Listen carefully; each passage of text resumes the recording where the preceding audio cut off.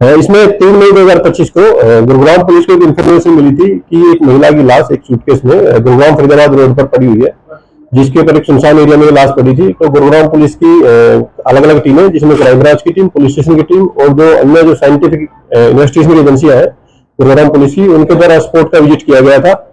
और इसमें जो कठिनाई जो सामने आ रही थी ये थी कि मृतक महिला थी, इसकी पहचान किसी के द्वारा नहीं की गई थी। तो पुलिस के द्वारा इसमें साइबर की हेल्प लेते हुए और अन्य साइंटिफिक इन्वेस्टिगेशन करते हुए जो मृतक महिला थी इसकी पहचान प्रवीण के रूप में हुई थी, और जो कि स्थायी रूप से पश्चिम बंगाल की रहने वाली थी और करीब 32 वर्ष इसकी उम्र थी। और फिलहाल यह गुरुग्राम में नाथुपुर गांव में किराए के मकान में रहती थी। तो इस केस में पुलिस के द्वारा आज सेक्टर 40 क्राइम ब्रांच की टीम के द्वारा कार्रवाई करते हुए 7 मई 2025 को इसमें 2 एक्यूज को अरेस्ट किया गया है। जो अरेस्ट किए गए एक्यूज है उसमें सबसे पहले दिनेश है, जो 22 वर्षीय व्यक्ति है और उत्तर प्रदेश का रहने वाला है। दूसरा जो एक्यूज है उसकी पहचान विप्लव के रूप में हुई है, और जो कि 26 वर्षीय व्यक्ति है और उत्तराखंड का ये रहने वाला है। ये दोनों ही फिलहाल सिकंदरपुर गांव में एक ही मकान में और अलग अलग कमरे में किराए पर रहते पाए गए हैं।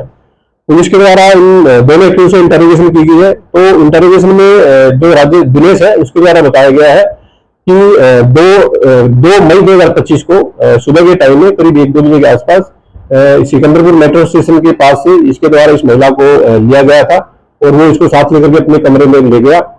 वहां पर इन दोनों के द्वारा शराब पी गई और शराब पीने के बाद में इनका पैसे को लेन देन को लेकर के कुछ आपस में झगड़ा हुआ। इसी झगड़े के दौरान दिनेश ने अपने हाथों से गला घोट करके इस महिला की हत्या कर दी। नेक्स्ट डे जो दिनेश है वो अपने ऑफिस चला गया था और 3 तारीख को रात के समय में ही इसने अपने दूसरे दोस्त विप्लव विश्वास के साथ मिलकर के और इस महिला को सबको सूटकेस में डाल करके और उस सुनसान एरिया में फेंक दिया गया। पुलिस के द्वारा दोनों एक्यूज को अरेस्ट कर लिया गया है। फिलहाल इनको आज कोर्ट में पेश करके फर्दर जो लीगल प्रोसीडिंग है उसके लिए पुलिस के द्वारा इनका पुलिस रिमांड लिया जाएगा। अभी ये जो महिला को ये जो दोनों जो दिनेश था आरोपी, ये महिला को रात के समय में लेकर के गया था और वो जो महिला को अपने साथ बाइक पर बैठा करके लेके गया था और नेक्स्ट डे उसके द्वारा जो डेड बॉडी फेंकी गई है वो भी उसके द्वारा रात के समय में फेंकी गई है। जो अन्य जो पेंडिंग प्रोसीडिंग्स है उनके लिए पुलिस इसको आज पेश करके पुलिस कस्टडी में लेगी और जो अन्य इसके द्वारा इस मामले में जो भी पूरे घटनाक्रम रहा है उसकी जांच के लिए जो फर्दर प्रोसीडिंग है पुलिस के द्वारा की जाएंगी। अभी एक्यूज है, एक्यूज को कोर्ट में पेश करने के बाद इससे एक डीप इंटरोगेशन की जाएगी और उस इंटरोगेशन के दौरान ही पूरी जो चीजें हैं उनका खुलासा पुलिस के द्वारा किया जाएगा। जो आरोपी है दिनेश, इसके द्वारा अपने हाथों से और जो मृतका है उसका मुंह दबा करके इसकी हत्या की गई। जो आरोपी दिनेश जो है ये एक मेडिकल स्टोर में काम करता है और दूसरा जो आरोपी विप्लव है ये किसी व्यक्ति का निजी एक ड्राइवर के तौर पर काम करता है। आरोपी दिनेश है उसकी उम्र 22 वर्ष है और विप्लव जो है उसकी उम्र करीब 26 वर्ष के आसपास है। इसमें जो प्राथमिक तौर पर तो ब्लाइंड मर्डर था, जिसमें ना तो जो मरने वाली महिला थी उसकी कोई पहचान हो पाई थी और ना ही आरोपियों के बारे में कोई सुराग था। तो प्राथमिक तौर पर जो मृतक महिला थी इसकी आइडेंटिफिकेशन ही सबसे बड़ा चैलेंज था और जिसको कि क्राइम ब्रांच सेक्टर 40 टीम के द्वारा इनके द्वारा बड़ा ही अच्छा काम करते हुए और इस पूरे केस को सुलझा लिया गया।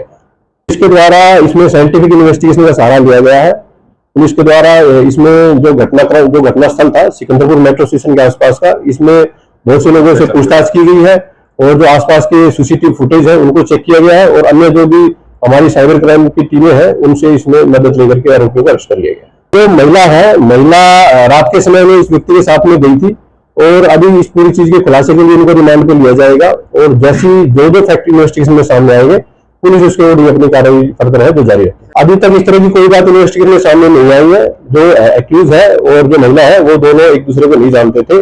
फिलहाल तक इनके द्वारा ऐसा बताया गया है और जो फर्दर जो इंटरोगेशन होगी उसके बेस पर जैसा अगर ये कुछ अपने स्टेटमेंट में कुछ चेंज करते हैं तो उसके अकॉर्डिंग पुलिस अपनी इन्वेस्टिगेशन जारी है। महिला नाथुपुर गांव में किराए के मकान में रहती थी और स्थायी तौर पर ये पश्चिम बंगाल की रहने वाली।